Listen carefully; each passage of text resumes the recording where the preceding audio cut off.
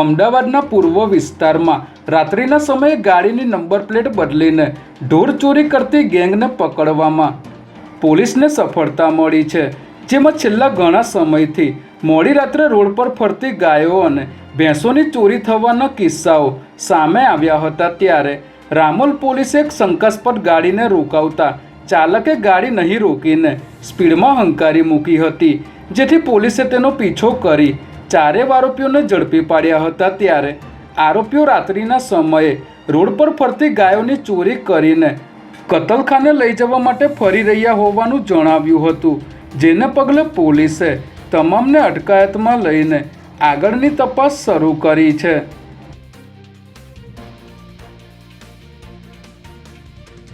હર ઘર તિરંગા અભિયાન અંતર્ગત ગુજરાત યુનિવર્સિટીમાં આજે તિરંગા યાત્રા યોજાઈ હતી।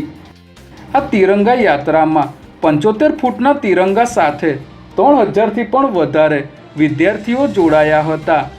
ગુજરાત યુનિવર્સિટી દ્વારા યુનિવર્સિટી કેમ્પસથી તિરંગા યાત્રાનું આયોજન કરવામાં આવ્યું હતું, જેમાં કુલપતિ, રજિસ્ટ્રાર પ્રોફેસર, ધારાસભ્ય તેમજ રાજ્યસભાના સાંસદ, ભાજપ શહેર પ્રમુખ સહિતના આગેવાનો હાજર રહ્યા હતા। ત્યારે કુલપતિ નિર્જા ગુપ્તાએ જણાવ્યું હતું કે તિરંગા યાત્રામાં જોડાયેલા વિદ્યાર્થીઓને 5 એકેડેમિક ક્રેડિટ આપવામાં આવશે।